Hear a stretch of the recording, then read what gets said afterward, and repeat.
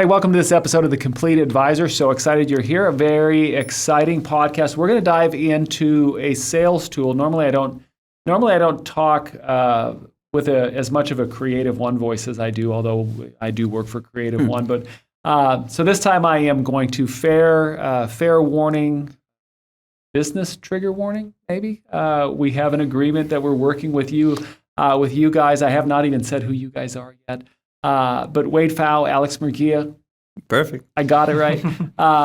We are so excited to talk about the launch of this sales tool called RISA. And it's not like necessarily a launch because it's been out for 8 months, November? Something like that. Okay, so it has been out there.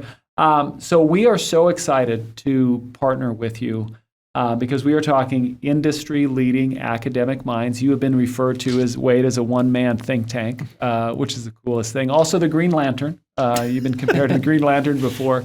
Actually, the annuity Yoda by that's somebody else. Yeah, that's someone else. That's somebody else. No, if you're referring to a she, that rock star.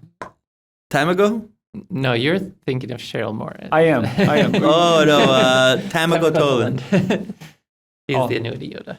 Annuity Yoda. Well, so we're really fans of RISA. Why don't, Wade, for those people who have never heard of it, why don't you introduce us to RISA? Sure. So the RISA is the Retirement Income Style Awareness, and it's a questionnaire to just help people sort through the different options they have for building a retirement strategy. How do people want to source their essential spending? I've been in the retirement planning space now for going on 13 years or so. And just from the very beginning, recognizing that there are different approaches to retirement. And you have quite heated arguments about this as well. Like, how should I approach retirement? Should I just go with an investment portfolio and take a systematic distribution? Should I step back and first build a floor of protected lifetime income, often through annuities, and then invest on top of that? You get very different opinions and attitudes. And so the RISA was our effort to try to sort through all that and see if we could help individual consumers figure out, as a starting point for retirement, even if they don't necessarily recognize this debate that was going on, can they find an approach that resonates for their retirement as a starting point to build a retirement strategy once retirement becomes a salient idea that I'm thinking about retiring. What do I do next? Well, start with the retirement income style awareness. Now, Alex, I have to follow up on something he just said. So he said just a questionnaire. Yes. Is this just a questionnaire? You know, I was thinking that when he said it. I made a mental note. I swear to God. I said to myself, after this, I have to tell Wade, hey, let's refer to this as an assessment tool. Because the questionnaire kind of, I don't think it does it justice. I know how Wade meant it 100%. Yeah. But it's an assessment tool in the true sense of the word by identifying how somebody wants to source their retirement income. And that just puts it on another level. I mean, it's to me, it's a perfect. I know it's a hot thing now. This behavior finance and all that. I don't even consider this behavior finance. To me, this is straight up psychology.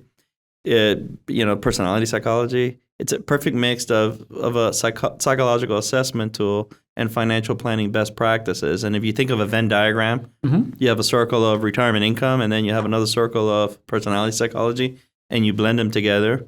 Well, the middle part is the RISA. Now the RISA, when I think of it, and I've only gotten to scratch the surface, it really helps consumers understand how they really feel about what they're doing. Is that fair? Or with regards to retirement income. What it is we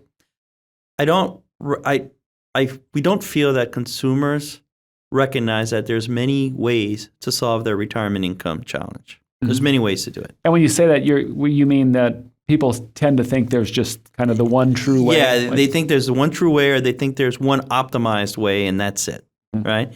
No, there's many ways. There's many credible ways to go about your retirement income and solving for that.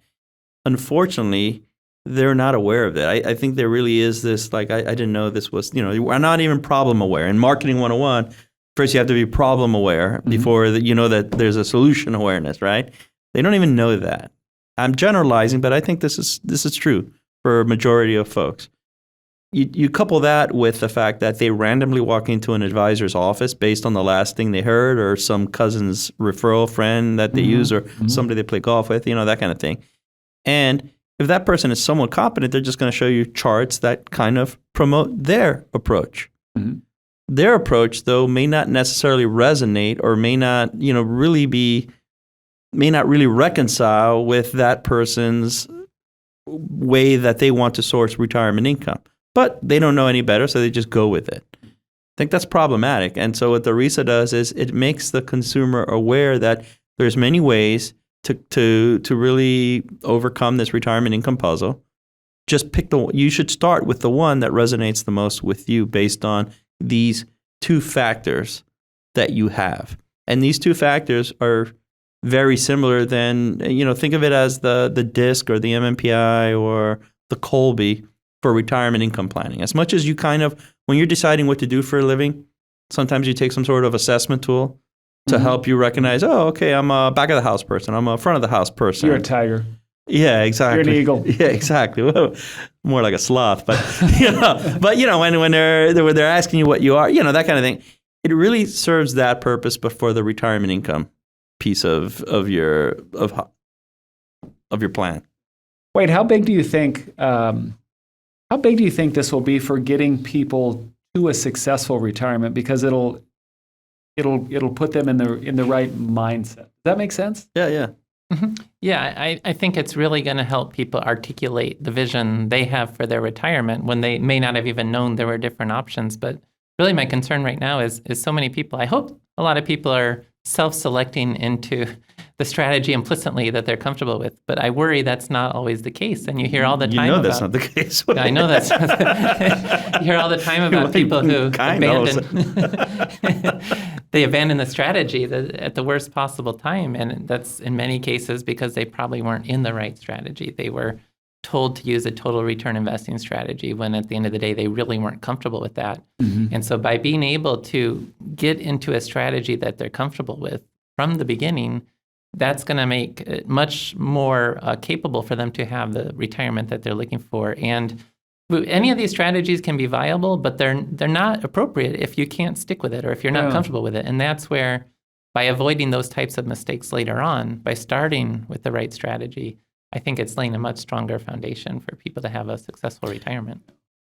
100%. I mean, I think a good analog is think about what you're doing for a living. Mm-hmm. You're here, you're doing a podcast with us, you're working for Creative One, which is a great company, but there's this growth mindset to it. There's this entrepreneurial vision to it.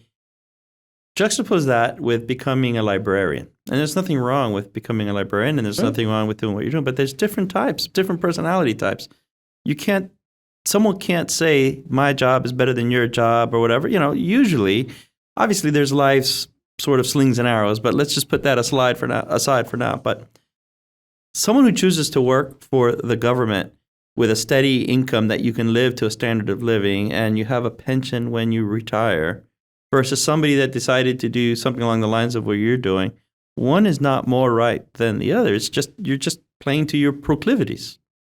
Makes sense to me. It's the same thing with retirement income when there's many ways to source your retirement income. The same way there's many ways to source professional income, there's many ways to source your retirement income. You're making the same decision. And so that's where I think it's interesting, and that's where I don't think people recognize that you have a choice in this manner of how you want to do it. Empower yourself to identify what option you probably resonate with the most and start from there. We're not interested in rubber stamping anything, but start from there. Because what you've done is, it's like you don't go to the library and just randomly pick books to find a book. I mean, maybe you do, but you know what I mean? You kind of go to the fiction section. You go to the whatever, kind of do that kind of approach, before you start. And start from there and then see what's feasible or not. But what you've done is you've created a nice way to go about things. So we've talked so far about we've talked about this a little bit from the perspective of the end consumer and what it means to them. What is this way? Let's start with you. What does this mean to an advisor? How is an advisor going to use RISA? Because I can see from the consumer side, we've talked about getting to know yourself, knowing where you really belong, and giving yourself the best path of success. So how does an advisor implement RISA with their clients? Well, right. So the advisor can work with their existing clients, and this can also be a great tool with prospects as well. But for the existing clients, It's really something that let's have a change of pace as you're getting to retirement. It's a good chance to reassess. This retirement income has developed as a distinct field within financial services. There are different options with how we can approach your retirement strategy. So let's assess what might work best for you, and it allows that opportunity to have a new conversation, a new direction. Pre-retirement, people might tend to just focus more on wealth accumulation and investments. Do they want to maintain that post-retirement, or do they want to build some sort of protected strategy for their retirement? And it's the opportunity to introduce that conversation in a meaningful way. And then with prospects as well, just thinking about, okay, before I have this meeting with this individual, I'm going to go into that meeting knowing their retirement income style and also how they want to implement financial advice, whether they want to have an ongoing advisory relationship, whether they're more of a self-directed person who may never really, they may listen to what you have to say, but they're never going to make that full commitment to have that advisory relationship. And so now the advisor knows in advance who they're most likely to be able to serve in a manner that that client is looking for, and also who's most likely to engage in that relationship and become more efficient then with who they decide to have those conversations with, and to know that some people ultimately will never decide to go into that type of So that's interesting. I wanted to ask, and I want to have you put your clinical psychologist hat on here for just a second. So two-parter question to you. One, does this give an advisor the ability to meet with someone, give them this assessment, and realize that they should, where I'm from, there's, fish or cut bait saying. Sure. Does that give an advisor that ability? And then also, part one. This is with regards to the RISA itself. Will you come in? I have you do the RISA. I look at it and I'm like, nope, we're not going to be able to work together. Well, there's two questions then you have to ask yourself as an advisor, and there's also another section. Wait, there's more part of the RISA that we haven't even broached upon that would be interesting. That'll help me answer this question as well. Listen, if you're an advisor and if you think if your pitch is you can have any jacket you want as long as it's green, then I don't know what to tell you. Yeah, I don't know what to tell you. That's the only time it'll be hey, there's nothing here, Yeah. Because the other way is you can then, if you're a total return advisor and all of a sudden this person is coming out as income protection, and you know that, and you're still jamming them with a total return approach, then I think you're doing wrong by your client, point blank. I don't care what you show me on an Excel kind of thing, and so there's that.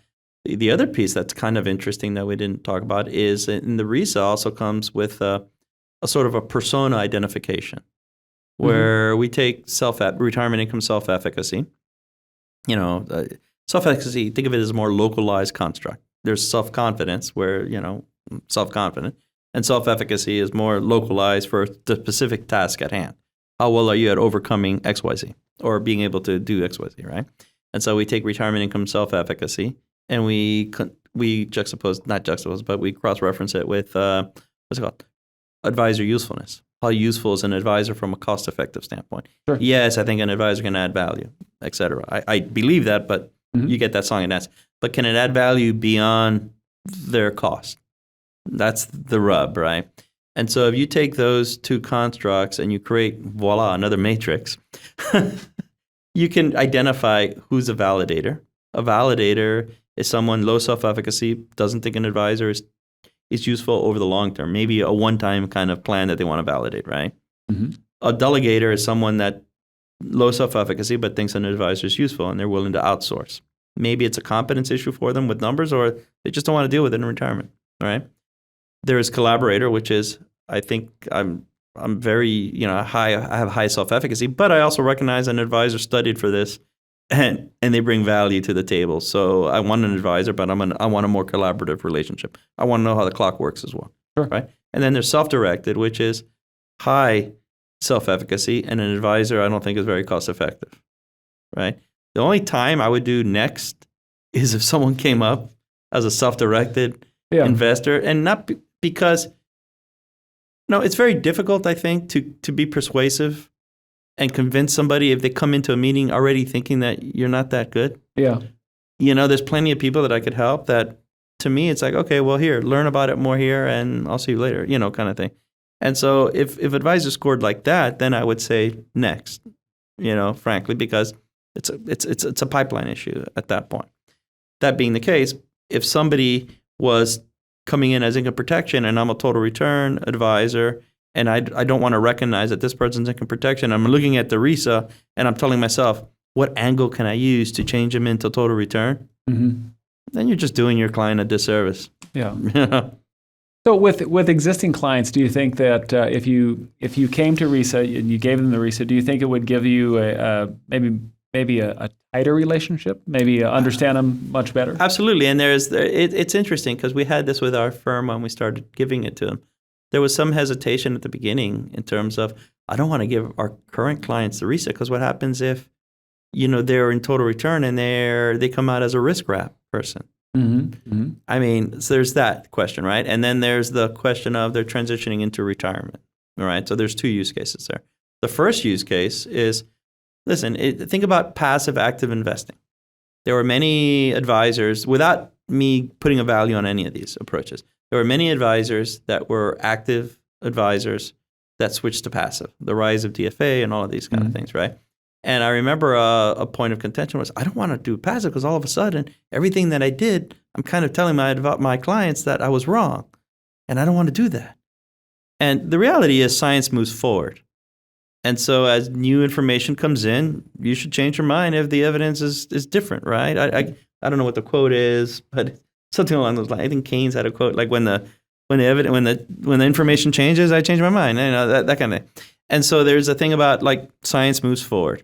And so with the RISA, if you had them in a strategy and now they're pointing out differently, I don't think there's anything wrong with telling the client, hey, look, this new research just came out. It helps identify strategies in a manner that didn't before. I gave it to you, et cetera, et cetera. Let's make sure that we're doing the right by you. Let's make sure that we're doing right by you. I think that's totally fine. Legit. You would think consumers or existing clients would maybe intuitively feel more comfortable after that with a switch.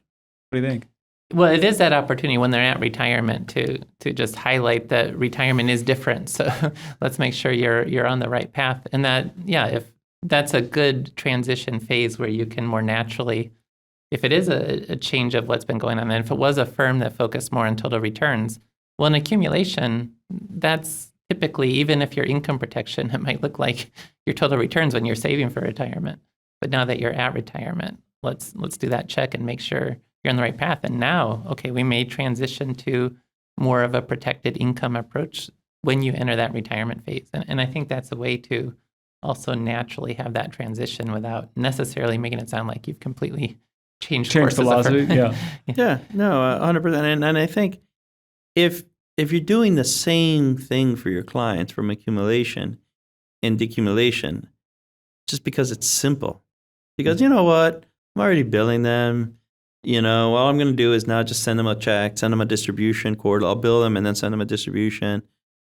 I mean, doesn't make it, like you have to really check yourself as an advisor because that's just not what you should be doing. Yeah. Just because it's easy. Yeah, I see that conflict in the marketing materials for some financial services firms where they talk about how retirement's different and they talk about the sequence of returns risk and the longevity risk.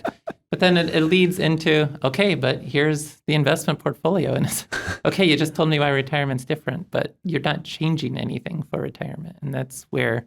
No, it's duplicitous is what it is. They're saying, oh, look at us. Oh, you have to take these factors into consideration. There's these new things. You're right. And so what are you doing differently? Nothing. What are you doing different? Here's your number. Oh, you're number 5. Give me another number 5 off the shelf. Yeah, exactly. So do you see most consumers self-identifying any different direction, or do you see any trends popping up? Yeah, why don't you talk about the frequencies? Well, we've done this now, repeated national studies, and what we find is for that investments-only approach, the idea like the 4% rule, what the consumer media focuses on, build a diversified portfolio, generally 50 to 75% stocks, and take a distribution from that. That's where the consumer media focuses. And that does seem to resonate with about a third of the population. But the other 2/3 of the population is either looking for some form of contractual protection that a diversified portfolio doesn't provide, or commitment to a strategy to provide a lifetime solution that a total return strategy doesn't provide, other than saying, well, we do. Here's all these risks, but we still, okay, same thing. It doesn't provide that lifetime protection that people, 2/3 of the population is ultimately looking for. And we see that with multiple national studies done in different market environments and so forth, that consistently the consumer media total return type approach is only about 1/3 of the population. Why? So why do you think that is? So as an aside, I mean, Creative One, we focus and work with advisors that, I mean, that's right. What you just said just makes us super happy, because that's 2/3 of the population is a consumer for areas that we're experts in. So why is that? Is it just? I think you know why. I know why. I don't want to say it. It's a money issue. Oh. I mean, it's a compensation issue. It's easy. Model portfolios are products, and they're no longer something that you have to work a lot towards creating. In fact, they outsource it. It's a product, and so it's an easy sale. And it was marketing too, with the diversified portfolio investing approach. Marketed itself as we're fee only, so we don't have any conflict of interest. We do better when the client does better, which is purely thinking about pre-retirement wealth accumulation. But nonetheless, that marketing message is what really drove the rise of that as being the default option in the consumer media. And that's, like Marketing 101, I think George Soros, look, the nicer someone tells you they are, the tighter you grab your wallet. It's like human nature, right?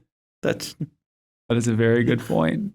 Very good point. So, advisors, we're super excited. I've got to get you guys to your next appointment here. Whoops, bumped my own mic.